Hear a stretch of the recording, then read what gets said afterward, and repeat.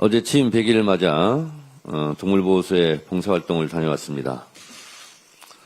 하나라도 더 귀한 생명을 살리고자 고군분투하시는 봉사활동가들의 절절한 말씀을 들었습니다.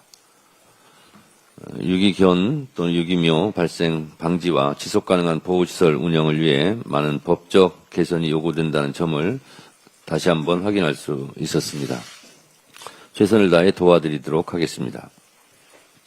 이어서 다녀온 용인의 배감 119 안전센터에서는 국민의 생명과 안전을 지키기 위해 매일같이 사투를 벌이는 소방관 영웅들의 목소리를 들었습니다.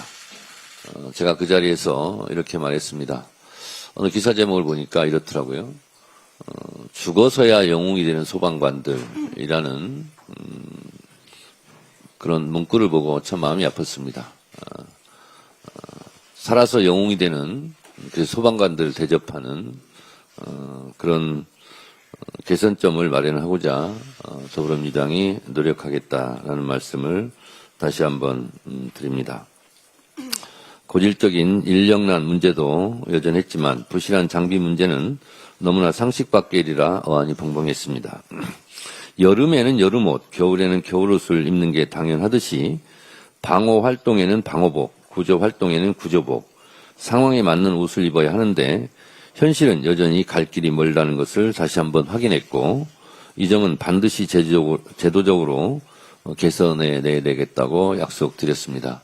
그래서 우리 이번에 예결위에서 소방관들의 구호복을 제대로 갖춰 입도록 하는 것은 예산을 반드시 챙겨야 할 것 같고요. 정책위 의장님, 한정희 의장님하고 한병도 예결산위원장님께서는 이건 꼭 챙겨주시기 바랍니다. 제5차 고위당정협의회에서는 파리협정에 따라 올해 제출해야 될 2035년 국가온실가스 감축 목표 NDC 수준을 2018년 대비 53%에서 61%로 정했고 국민의 건강과 안전을 지키기 위한 보건의료 현안과 재해 재난 방지 체계에 대해서도 심도 있게 논의했습니다. 지난 100일간 그래왔듯이 앞으로 하루하루 최선을 다하며 국민의 명령, 당원의 명령, 시대의 명령을 받들어 하루를 100일같이 제게 주어진 임무를 열심히 수행하겠습니다. 국민의 힘이 진정으로 두려워해야 할 것은 바로 국민들의 힘입니다. 12.3 내란 가담자들에 대한 책임, 진상 규명을 놓고 국민의 힘이 이재명 정부를 향해 공포정치를 운운하며 국민을 선동하고 있는데 정말 말도 안 되는 적반하장 유분수 그 자체입니다. 정말 비열하고 치졸하기 짝이 없습니다. 12.3 불법 계엄 당시 국민 한 사람 한 사람이 겪었던 생명으로부터의 공포, 생계와 일자리에 대한 공포, 안전과 안보에 대한 공포, 국가 경제 전체에 대한 공포를 생각한다면 그러한 우리 국민 앞에서는 감히 공포의 공자, 공포의 기억자도 꺼내서는 안 됩니다. 우리 사회가 진정으로 두려워해야 할 공포는 내란 청산이 제대로 이루어지지 않는 세상입니다. 내란에 가담한 자들이 호의호식하다가 또 내란을 계획하는 일을 없는지 그것이 공포입니다. 내란에 가담한 자들이 권력 주변을 서성거리는 것을 막아야 합니다.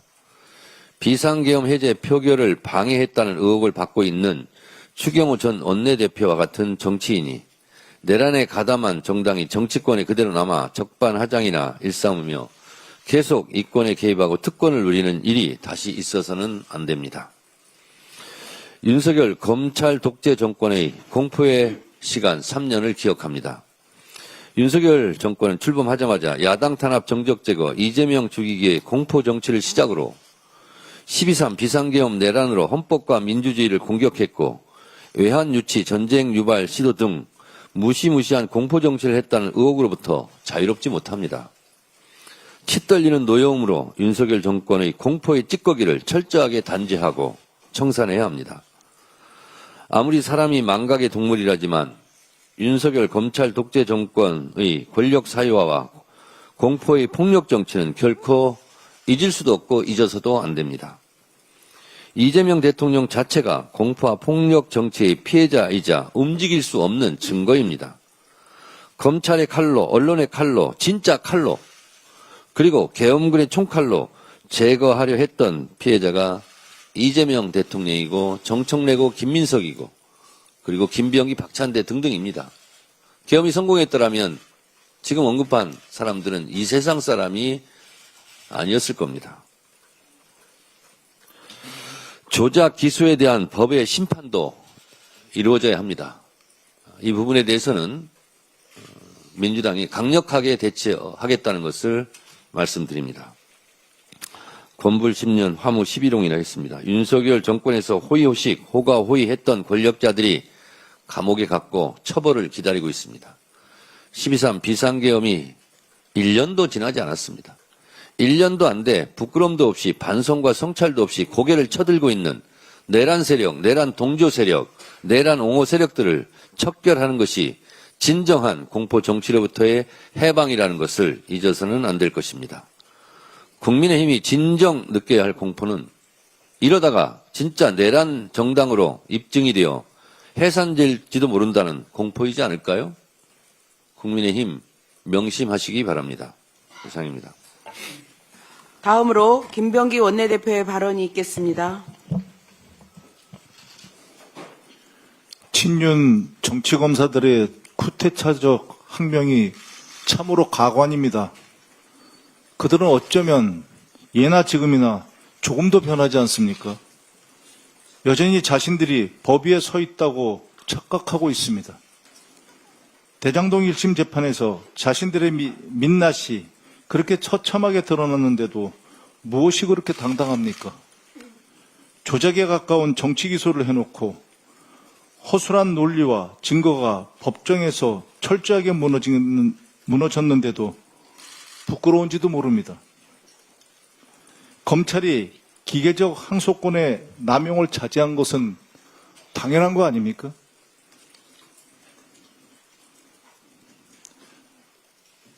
이들의 항명은 강백신 검사를 주축을 하는 한 줌도 안 되는 정치 검사들이 국민과 민주주의에 대한 도전입니다. 그들이 하는 행태가 공무원의 정치 중립 위반이라는 거 알고는 계시죠? 의견을 개진하려면 내부에서 우선 거론하고 조율하는 것이 당연한 것입니다. 자신들이 입맛에 맞거나 강압적인 정부에는 한 소리도 못하는 자들이 마치 뭐라도 된 듯 나대고 있습니다. 그러한 행태가 바로 당신들이 정치 검찰이라는 것을 반증하는 것입니다. 민주당은 이 사안을 결코 가볍게 보지 않습니다. 정치 검찰의 항명과 조작 기소 의혹을 반드시 진상 규명할 겁니다. 이재명 정부의 민주당은 당신들이 이전에 생각했던 과거의 민주당과 다르다는 것을 이번에 보여드립니다. 국정조사, 청문회, 특검 등 가능한 모든 수단을 동원해서 당신들이 어떤 행위를 했는지 밝혀보겠습니다.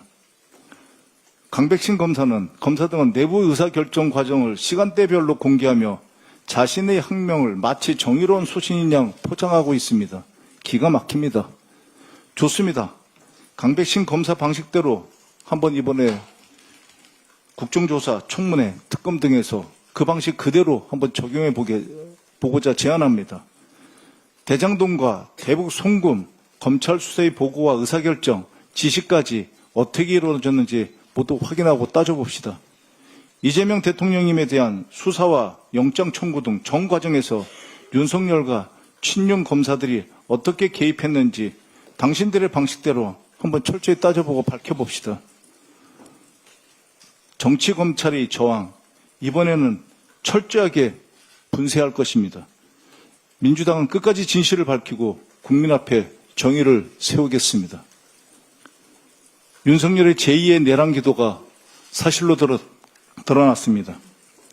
국회가 비상계엄 해제를 의결했는데도 윤석열은 미국의 계엄 정당화와 지지를 요청하는 외교 공문을 보냈습니다. 외교부 공무원이 옷을 벗겠다며 거부했지만 대통령실은 김태효 등 결제 라인을 총동원해서 강행한 의혹이 있습니다. 그리고 이를 아스팔트 극우 선동용으로 활용했습니다.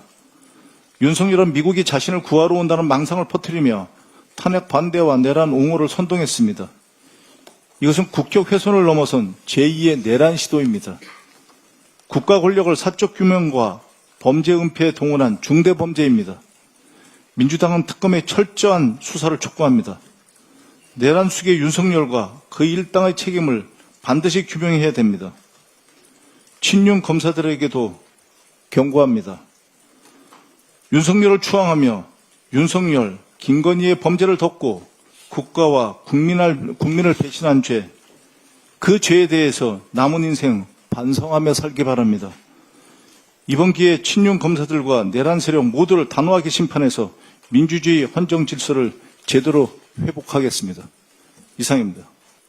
다음으로 전현희 최고위원의 발언이 있겠습니다. 지금 김병기 원내대표께서 강한 어조로 의지를 표명하셨는데 전적으로 동의합니다. 그리고 이 부분에 대해서는 우리가 그냥 위하며 넘어갈 수 없다 생각합니다. 이런 것은 민주주의와 헌법 그리고 내란 청산에 대한 국민의 명령에 대한 항명이다 이렇게 생각합니다. 이게 거친 저항이라고 생각합니다. 이런 부분에 대해서는 절대 묵과할 수 없다라는 말씀을 다시 한번 드리고 당에서는 단호하게 조치하겠다라는 말씀을 드립니다.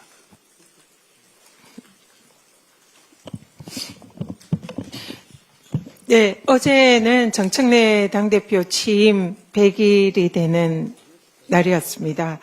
그동안 정청래 대표께서는 취임한 이래 단 하루도 쉬지 않고 국민과 민주당을 위해서 헌신해 왔습니다.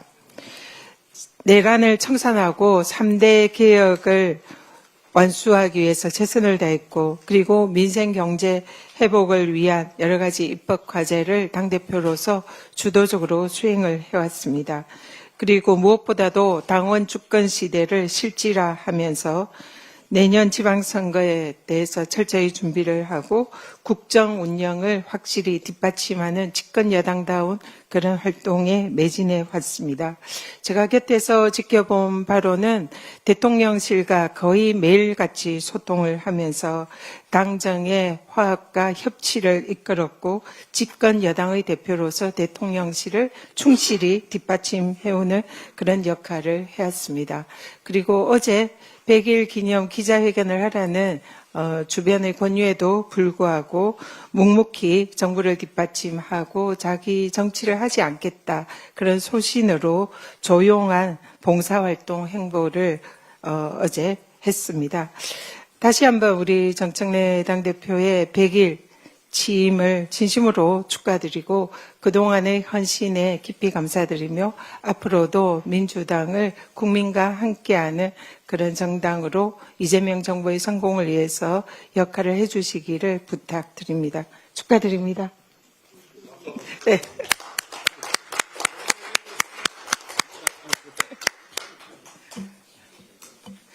네, 대장동 1심 판결에 대해서 여러 가지 해석들이 난무하고 있는데요. 대장동 1심 판결은 먼저 이재명 대통령의 결백이 입증되었고 정치검찰의 조작 기소가 확인된 판결이다. 이렇게 생각을 합니다. 1심 판결에서 이재명 성남시장은 당시에 유동규의 배임 행위를 몰랐다라고 분명히 적시하고 있습니다. 배임죄는 고의범이므로 이 사안에 대해서 몰랐다는 것은 이재명 전 성남시장의 무죄를 확실히 입증한다라고 다시 한번 말씀드립니다. 그리고 유동규, 정민용 등 이 주도한 민간업자의 유착 비리를 명확히 규정을 했습니다. 그리고 1심 판결은 이재명 당시 성남시장을 엮기 위한 별건 압박성 수사의 증거를 채택하지 않음으로써 항소의 실익이 없음을 다시 한 번 더 분명히 했다 이렇게 생각을 합니다. 검찰의 항소를 사실상 자제한 이번 결정에 대해서 1심 법원도 사실상 항소의 실익이 없는 사건이라는 점을 분명히 하고 있습니다. 법원에서는 이 사건의 증거조차 제대로 채택하지 못한 검찰의 무리한 기소를 다시 한번 증명을 하고 있습니다. 5명 민간업자 전원이 이해충돌방지법 위반 무죄가 되었기 때문에 이 부분에 대해서 항소를 하는 것이 맞지 않느냐 이런 지적이 있지만 이 무죄 결정은 이미 유죄 판결을 받은 배임죄와 같은 내용이므로 항소의 실익이 없습니다.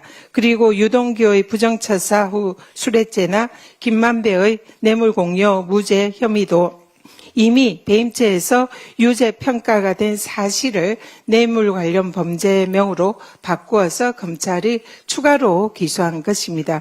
따라서 이미 유죄로 평가된 사안이므로 이 부분에 대해서도 항소의 실익이 없다는 것은 너무나 분명합니다. 그렇기 때문에 이 사안은 이재명 대통령을 배임죄로 공범으로 엮기 위해서 이름만 다른 제목으로 바꾼 검찰의 별건 압박성 수사임이 확인이 되었습니다. 그렇기 때문에 이 부분에 대해서 항소의 실익이 없다는 것은 너무나 명백하고 이것을 항소를 자제한 검찰은 정당한 결정이었다 이렇게 생각을 합니다.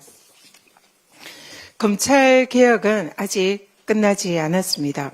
윤석열 정권 시절에 김건희의 도이치모터스, 디올백 등의 이 면죄부를 날린 검찰입니다. 그리고 내란 속에 윤석열의 불법 석방 즉시 항고의 포기에 대해서는 아무 말도 못하고 침묵했던 검사들입니다. 그런데 정권이 바뀌자마자 검사들이 대장동 사건의 항소 자제 결정에 대해서 염치를 상실하고 집단 저항하고 있습니다. 이것은 법치에 대한 항명이자 검찰발 쿠데타입니다. 대검의 대장동 사건 항소 자제 결정은 앞에서 살펴본 바와 같은 1심 판결의 법리와 그리고 그동안의 대법원 판례, 검찰의 기존 항소 기준 대검 예규에 부합하는 지극히 당연한 결정입니다. 범죄에 상응하는 중형을 선고한 법원의 판결을 존중하고 항소를 남발한 지난날의 과오를 성찰한 검찰의 자성의 결과다 이렇게 봅니다. 윤석열 정권 시절 사냥개 노릇을 자처하며 침묵하던 검찰이 이재명 정부에서 검찰개혁 방안에 검찰 수뇌부까지 나서서 집단적으로 항명하는 이들에게는 정치검사라는 오명은 자업자득입니다. 법무부는 무관용 원칙으로 공무원 신분을 망각한 정치검사들에 대해서 즉각 감찰에 나설 것을 요청드립니다. 검찰개혁의 마지막 과제는 정치검사 청산입니다. 민주당은 조작과 회유, 협박으로 점철된 대장동, 대북 송금 사건 불법 수사와 관련해서 청문회 국정조사를 추진하겠습니다. 범죄 정황이 드러난다면 상설 특검도 불가피함을 분명히 밝혀둡니다. 대장동 항소 자제를 두고 국민의힘이 난데없이 대통령실 외압 운운하며 법무부 장관 탄핵까지 협박하고 나섰습니다. 우리는 기억합니다. 한동훈 전 법무부 장관의 윤석열 징계처분 취소 소송 항소 포기에는 찍소리 못했던 국힘이 법과 원칙에 따른 대장동 항소 자제를 두고는 생트집을 잡는 모습에 헛웃음만 나옵니다. 정치 검사들과 야합해서 묻지마 정쟁으로 국민 주권 정부를 끌어내리겠다는 대국민 선점 포고입니다. 뇌물수수와 매간매직 등 끝없이 쏟아지는 전직 국힘 당대표들의 범죄 의혹을 덮기 위해서 자당의 몰락을 면하려는 뻔한 정치 공작에 불과합니다. 검찰총장 대행은 판결 취지와 항소 기준을 고려해서 결정을 내렸다라고 밝혔고 법무부도 수사 지휘를 하지 않았다라고 확인했습니다. 정치의 본령은 책임입니다. 근거 없는 선동만 일삼는 국민의힘은 반드시 국민 앞에 그 대가를 치르게 됨을 엄중히 경고합니다. 오세훈 시장이 해야 할 일을 하지 않고 하지 말아야 할 일만 골라서 하고 있습니다. 오 시장이 해야 할 일은 명태균 여론조사 비용 대납 의혹의 진상을 국민 앞에 소상히 밝히고 죗값을 치르는 것입니다. 종묘 앞에 초고층 빌딩 허용은 개발을 빙자한 역사 파괴입니다. 조선왕조 500년의 숨결이 깃든 서울의 품격을 무너뜨리는 일입니다.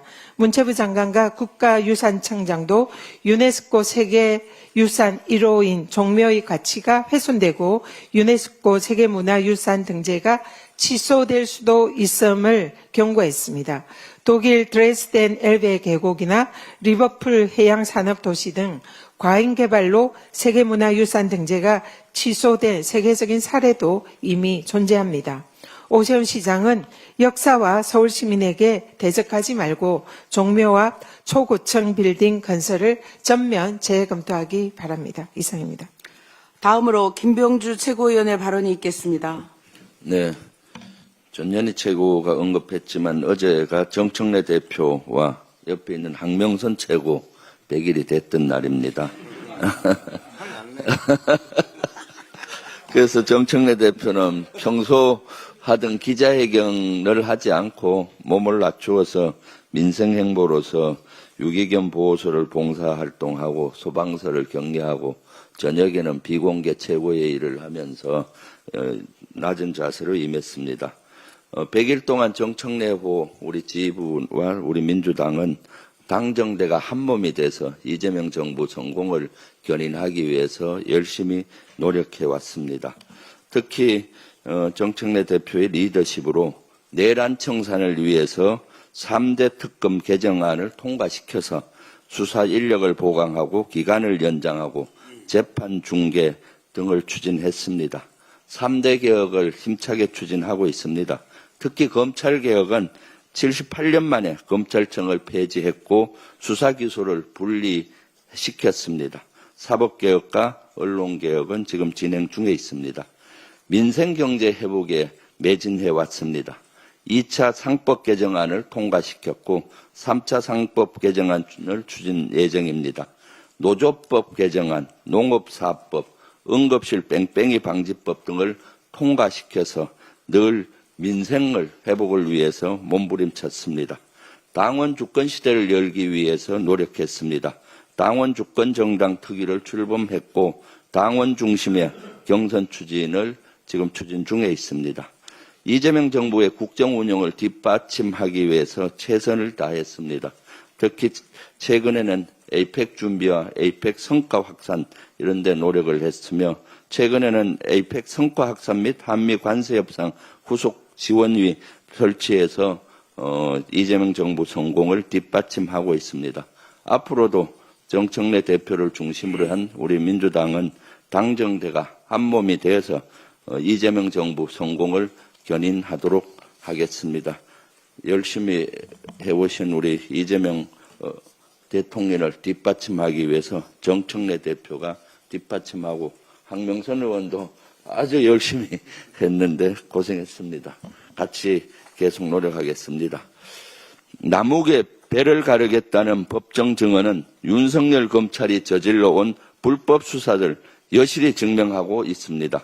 검찰은 증거 대신 협박을, 법 대신 불법 조작을 선택했습니다.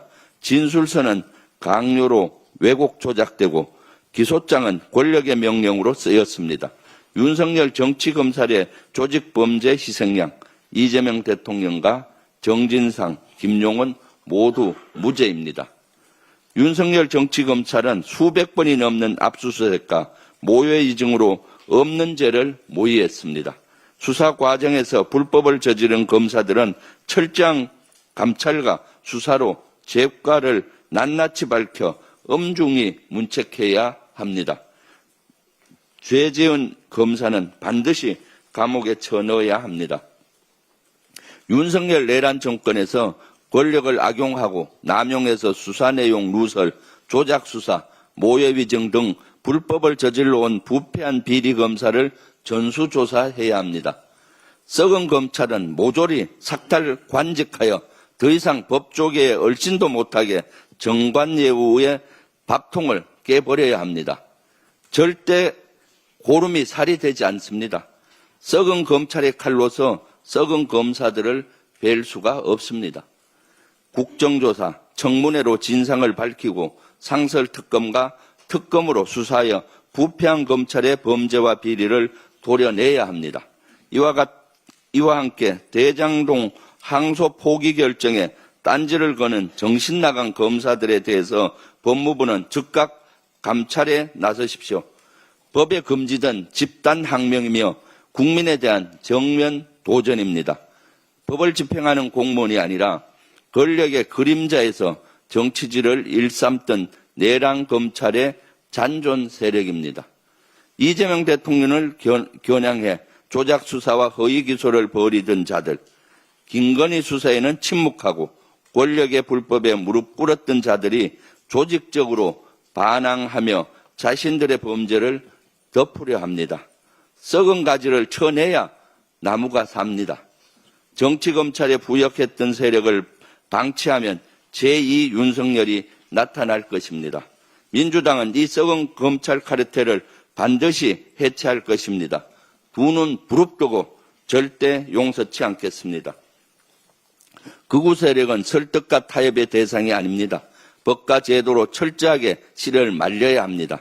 가짜뉴스를 유포하고 폭력을 조장하며 혐오를 유발하는 극우 선동과 전환길은 법으로 다스려야 할 반사회적 테러리스트입니다. 인간의 품격을 버린 차마 입에도 담지 못할 잔혹한 언어폭력은 국민을 향한 테러사주이며 민주주의의 근간을 훼손하는 범죄입니다. 언론의 자유를 빙자한 증오폭력 선동은 결코 용납해서는 안 됩니다. 성적 폭력과 인종적 혐오 발언은 명백한 형법상 모욕과 혐오 조장 범죄로 경찰은 철저히 수사해야 합니다. 민주당은 극우의 망동을 지켜보지 않겠습니다. 우리 사회가 침묵구로 공범이 되어서는 안 됩니다. 대한민국의 법이 정상적으로 작동되고 있음을 극우 세력들에게 알려야 합니다. 정의가 침묵하면 결국 혐오가 국가를 잠식할 것입니다. 어제 소방의 날이었습니다. 국민의 생명과 안전을 위해 가장 먼저 위험 속으로 뛰어드는 사람들, 바로 소방관들의 헌신을 기리는 날입니다. 이재명 대통령은 여러분이 국민을 지킬 때 국가가 여러분을 지키겠다며 고귀한 헌신에 걸맞는 예우를 다하겠음을 약속했습니다. 대통령의 다짐은 단순한 축사를 넘어 현장의 고통을 기억하고 책임지겠다는 실천을 담보한 대국민 언약입니다. 우리 소방관들은 불길 속에서도 재난 현장에서도 국민 한 명의 생명을 살리기 위해 자신의 몸을 던졌습니다. 소방관들께서 국민의 안전을 위해 흘린 땀과 눈물은 어떤 보상으로도 갚을 수가 없습니다. 국민의 평온한 일상은 소방관들의 희생 위에 세워졌습니다. 그러나 현실에서 소방 공무원들의 근무 여건은 여전히 열악하고 처우는 힘이 겹습니다. 아직도 경기도 소방 공무원들은 10년 넘게 정당한 초과 근무 수당조차 받지 못하고 있습니다. 앞서 경기도 소방관들은 2010년 3월부터 2013년 1월까지 지급받지 못한 일부 수당을 초과 근무 수당으로 인정해 달라며 법원에 소송을 제기한 바가 있습니다. 경기도는 법원의 시효를 이유로 외면하지만 국민을 위한 헌신에는 시효가 없습니다. 경기도는 법의 울타리 뒤에 숨을 것이 아니라 문제 해결에 적극적으로 나서야 합니다. 소방관들의 희생을 날짜와 조항으로 재단해서는 안 됩니다. 이제 말로만 감사를 전할 것이 아니라 실질적인 처우 개선으로 답해야 합니다. 소방관들이 더 안전한 환경에서 일할 수 있도록 인력 확충, 복지 강화, 정당한 보상이 이루어져야 합니다. 그것이 진정한 예우이며 대한민국이 소방관들의 용기와 헌신에 보답하는 이재명 정부의 길입니다. 경기도는 알아야 합니다. 행정은 차가운 숫자 노름이 아닙니다. 열린 마음과 따뜻한 공감입니다. 이상입니다. 다음으로 이현주 최고위원의 발언이 있겠습니다. 네, 정치검찰의 항명 사태가 선을 넘고 있습니다. 검찰도 다른 공무원들과 마찬가지로 공직자의 신분을 갖고 법과 체계에 따라서 국민을 위하여 일하는 조직입니다. 그런데 지금 한국의 검찰은 이 국민을 위한 국가의 질서를 유지하고 범죄를 예방하며 국민의 안전 보호를 하는 그 본연의 책무는 뒷전이고 마치 정치 권력을 얻기 위한 목적으로 집단적으로 권력 투쟁을 하는 정치 결사체처럼 보입니다. 그런데 이게 뭡니까? 이것은 즉 정당입니다. 즉 일부 소수 신분을 망각한 정치 권력 투쟁을 일삼는 정치 검찰에 의해서 검찰 조직은 검찰당이 된 것이라고 보입니다. 그리고 이 검찰당은 윤석열을 내세워서 보수 정당인 국민의힘을 숙주 삼아서 민주당을 비롯한 반대 진영을 탄압하고 나라를 엉망으로 만들어서 마치 나라 꼴이 고려 말 무신 정권처럼 되었다고 생각합니다. 급기야는 윤석열은 국민의힘을 검찰당의 숙주로 기생하면서 내란을 일으켜서 대한민국을 경제위기, 안보위기의 구렁텅이로 빠뜨렸습니다. 검찰은 지금 법치주의 운운하는데 100번 양보해서 그게 설득력을 가지려면 과거에 그들이 왜 김건희 주가 조작 그리고 디올백 뇌물 사건 이런 것들을 무혐의, 기소 포기 이렇게 하면서 수사를 하지 않았는지 또 윤석열 석방 지휘 때는 왜 침묵을 지켰는지 그때는 왜 이렇게 집단적으로 목소리를 내지 않았는지 국민들에게 설명할 수 있어야 할 것입니다. 말씀드린 것처럼 어느새 국민을 위해서 국민의 안전보호를 위해서 일해야 할 검찰 조직이 정치 권력을 위해서 투쟁하는 정치결사체 검찰당이 되어버렸습니다. 이것은 굉장히 심각한 문제라고 생각합니다. 따라서 이제 공직자 조직이 권력을 탐하면서 정치 권력 투쟁을 일삼는 그래서 집단적인 항명 사태를 자신들이 필요할 때만 하고 선택적으로 하고 자신들하고 자신들에게 불리하거나 이럴 때는 또 침묵을 지키는 이런 검찰당의 행태를 우리 당은 좌시하지 않을 것입니다. 그리고 국민과 함께 단호하게 대처할 것입니다. 어제 고위당정에서 배당소득 분리과세 최고 세율을 25%로 낮추는 방향으로 가닥을 잡았습니다. 코스피가 4천을 다시 회복하고 있습니다만 이 짧은 시간에 이제 많이 올랐기 때문에 조정이 다소 있는 상황입니다. 다만 이런 AI 대전환 시대에 반도체 슈퍼사이클과 AI 전력 인프라 이런 것들은 크게 보면 계속 될 것이라고 저는 생각합니다. 어쨌든 이 AI 투자는 멈추는 순간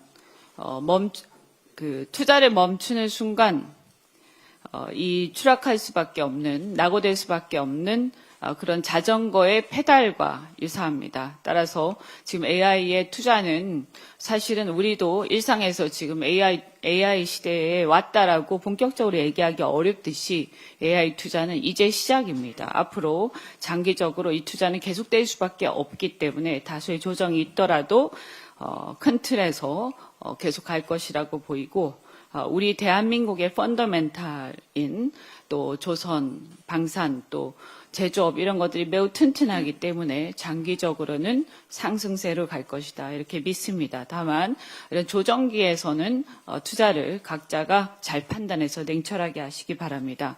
그리고 정부에서는 지금 이러한 상황 속에서 우리가 관세 부분도 있고 전 세계의 정세가 국제경제 상황이 매우 이 불확실한 것들이 많기 때문에 환율이 지금 계속 급등하고 있는데 이 부분에 대해서도 정부가 잘 신경 써 주시기 바랍니다. 어떻든 이번 결정으로 배당 활성화를 최대한 촉진하면서 주식 투자자에게 유리한 방향의 세제 개편을 통해서 유동성이 스타트업과 기술 기업들에게 흘러 들어가서 이들이 한국 경제의 역동성을 이끌어내는 혁신 자본의 공급 역할을 하기를 기대하겠습니다. 그런데 말씀드린 것처럼 이렇게 지금 우리 산업이 미국의 고율 관세 압박과 중국의 저가 물량 공세로 이중고를 겪고 있습니다. 제조업 공동화가 심화되고 고용 위기가 가속화되는 이 절체절명의 시점에 물론 어제 보니까 NDC 목표를 결정을 한 것 같은데 너무 도전적인 목표를 설정한 것이 아닌가. 그래서 산업 경쟁력과 일자리에 부담을 주는 게 아닌가 심히 걱정이 됩니다. 이와 관련해서 정부의 경제부처와 대통령실 경제라인에서는 여러 우려를 표명을 했는 것으로 압니다만 그 과정에서 토론 과정에서는 이 레인지로 범위로 53에서 61로 결정이 된 것 같습니다. 다만 다시 한번 말씀드리지만 이상적인 기후 목표보다 현실적 생존이 좀 더 절실할 수 있다라는 것을 한 번 더 다시 한번 좀 생각해야 된다. 그래서 제가 이번 결정과 관련해서 기업들에게 꼭 당부드리고 싶은 말씀이 있습니다. 연말 연초에 중장기 또 단기 사업 계획을 기업들이 검토할 것입니다. 그리고 기업과 국내 기업들과 노동자에게 이 문제는 매우 중요하기 때문에 이번에 이 NDC는 장기적 목표입니다. 도전적 목표를 세운 것은 틀림없지만 이것이 당장의 우리 기업들의 국내 투자와 고용의 의사결정에 과도한 위축 요인으로 작용하지 않길 바랍니다. 그래서 투자 결정을 하실 때 조금 더 국내 투자나 고용 문제에 영향을 미치지 않게 결정해 주시기를 다시 한번 부탁드리면서 이 부분에 대해서 그렇게 앞으로도 산업이 무너지고 일자리가 사라지면 기후정의도 지속가능성도 존재할 수 없는 만큼 이런 부분에 대해서 저도 계속해서 지적할 것은 하고 견제할 것은 하겠습니다. 감사합니다. 다음으로 황명선 최고위원의 발언이 있겠습니다. 네, 황명선 최고위원입니다. 저도 정청래 대표와 마찬가지로 함께 선출이 돼서 어제 100일이 됐습니다. 저는 민생 현장에 있었는데요. 그래서 소상공인 자영업자 그리고 우리 기업인들 많은 분들하고 대화를 했는데 이재명 정부 출범되고 나서 참 정말 골목 경제가 살아나고 있다. 이게 바로 이제 민생회복지원금에 대한 효과 아주 절실하게 큰 박수를 보내주고 계셨습니다. 그런 기업인들을 뵀는데요. 이번 APEC을 통해서 과거에 이재명 대통령이 야당 대표였을 때 가짜뉴스로 왜곡된 정보를 갖고 저분이 대통령이 되면 정말 잘할 수 있을까라는 분들이 굉장히 많았던 모양입니다. 그런데 많은 기업인들이 이렇게 5개월 만에 이렇게 대한민국을 회복시켜 놓을 수 있을까? 라고 아주 감탄을 합니다. 특히 진영을 떠나서 오직 국민과 국익을 위해서 일하는 실용적인 대통령. 이 말씀을 참 많이 들었습니다. 정청래 대표님과 김병기 원내대표님, 우리 최고위원, 우리 모든 지도부는 오직 국민과 국익을 위해서 일하는 이재명 정부 성공을 위해서 더 단단하게 강력하게 뒷받침하겠다 이런 말씀을 드립니다. 검찰이 대장동 1심 판결에 대해 항소를 자제하기로 하자 일부 수사팀이 반발하고 있습니다. 그러나 판결문과 검찰 내부 규정에 따르면 이번에 항소 자제는 전혀 문제가 아닙니다. 오히려 법과 원칙에 따른 정당한 결정입니다. 검찰 내부 규정은 구형의 50% 이상 형이 선고되면 항소를 자제하는 것이 원칙입니다. 이번 사건의 피고인 유동규, 정민용은 검찰 구형보다 오히려 더 높은 형을 선고받았습니다. 그렇다면 항소를 하지 않는 것이 맞지 않습니까? 지휘부가 항소를 지시한 것이 오히려 법의 규정 위반이 될 수가 있습니다. 또한 이 재판은 이재명 대통령과 아무런 관련이 없습니다. 피고인은 민간업자들입니다. 이 재판과 관련해서 항소하던 안 하던 대통령이 얻는 이익은 아무것도 없습니다. 오히려 검찰의 반발이 정치적 빌미로 지금 이용되고 있을 뿐입니다. 더 큰 문제는 이 사건 수사팀 자체가 이미 정치적으로 오염되어 있다는 점입니다. 이 사건 수사팀은 연어회 술파티, 피고인 협박, 조작 수사 논란까지 일으켰습니다. 법원 판결이 마음에 들지 않는다며 항소를 고집하는 것은 정치검찰이 기득권과 영향력을 지키려는 몸부림일 뿐입니다. 초과수익 환수가 맞겠다라는 주장도 사실이 아닙니다.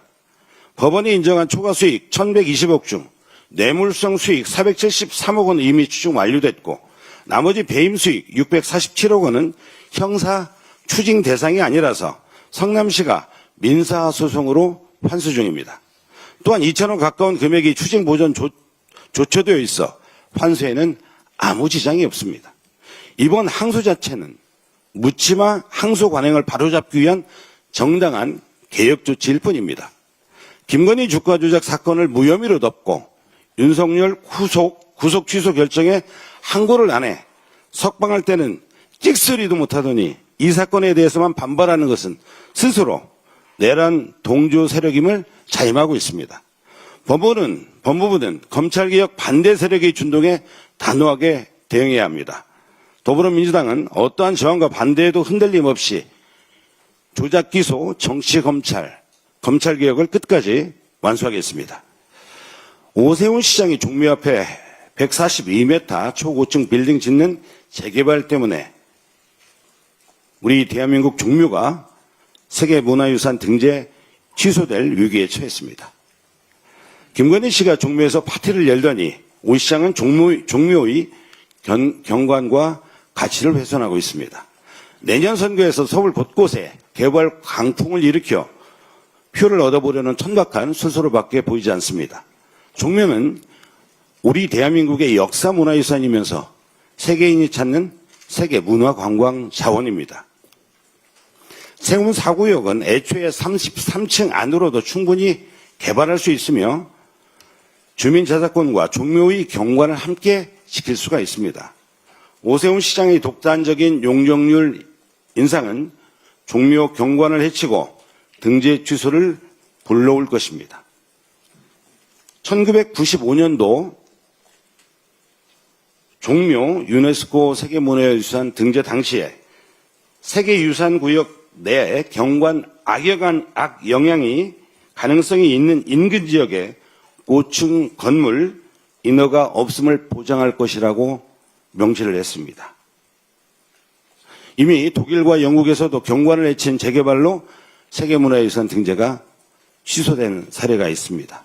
서울은 도심이 산과 녹지와 어우러지고 현대적 건물과 문화유산이 공존하는 유일무이한 메가시티입니다. 오세훈 시장은 애니메이션 K-팝 데몬 헌터스가 그려낸 매력적인 도시 서울을 파괴하려고 하는 것입니다. 이게 서울시장으로서 할 짓입니까? 오세훈 시장은 도대체 어느 나라, 어느 도시 시장입니까? 민주당은 세계인이 찾는 대한민국 서울이 가진 문화유산과 가치와 품격을 지켜내고 내년 지방선거에서 서울을 망치고 있는 오세훈 시장을 반드시 심판하겠습니다. 이상입니다. 다음으로 서삼석 최고위원의 발언이 있겠습니다.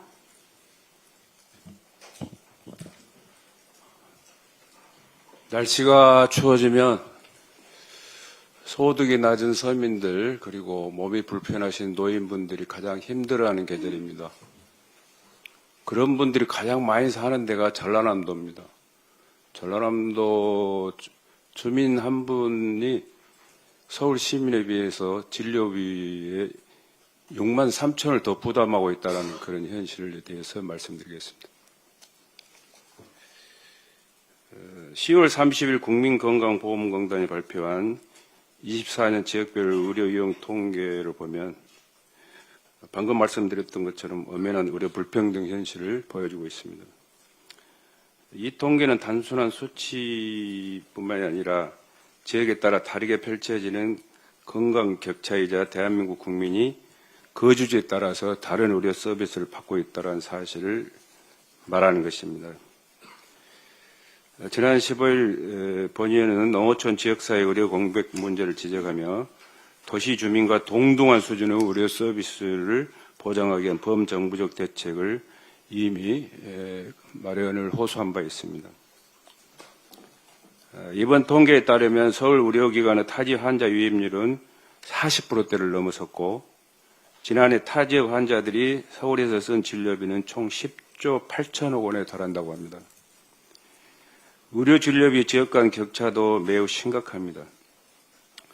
1인당 월 평균 진료비가 경기 19만 3천 원, 방금 말씀드렸던 것처럼 차이가 나는 서울은 20만 4천 원, 전남은 무려 26만 7천 원입니다.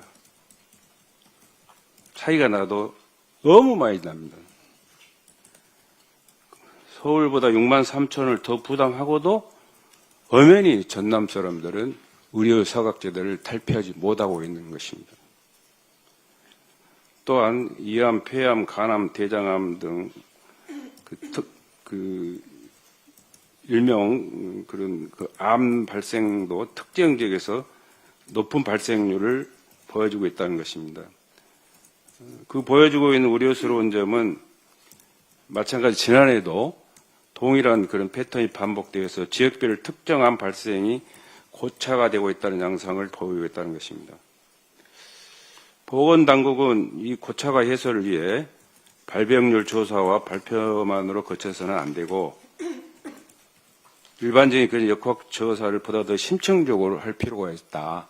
그래서 거기에 상응하는 대안과 대책을 좀 서둘러야 한다는 것을 지적하는 겁니다. 또 정부 당국은 특정 암과 질환의 예방, 검진, 치료, 관리 등 전 주기에 걸쳐 지역사회 보건사업과 연계 자체를 강화할 필요가 있다. 또 더불어서 의료 접근성이 불리한 지역의 주민들이 상대적으로 더 많은 의료비를 감당하는 것을 완화할 수 있도록 마찬가지로 대책이 시급하다. 그래서 농어촌 주민들의 그 박탈감을 해소하고 국민 평등권과 행복 추구권을 충족시켜드리는 것이 무엇보다도 중요한 국가의 책무라는 것을 말씀드립니다. 25년 국회 안에 정부는 의료 취약지역 주민들의 건강권 보장을 위해 보다 과감한 정책 추진과 재정 투입을 다시 한번 강력히 촉구합니다. 이상입니다. 마지막으로 박지원 최고위원의 발언이 있겠습니다. 달게 목을 비틀어도 새벽은 온다. 어제 국민의힘 최보윤 수석대변인이 대장동 사건 논평에서 인용한 김영삼 대통령 어록입니다. 그런데 국힘이 쓸 수가 있는 말입니까? 아전인수고 견강부회죠. 정치검찰이 참고인들 목을 틀어쥐고 회유와 협박으로 진술을 비틀어서 조작기소를 단행한 정황이 속속 드러나고 있는데 어떻게 그 문장을 정반대로 인용하는지 이해가 되질 않습니다. 최보윤 의원은 또 말했습니다.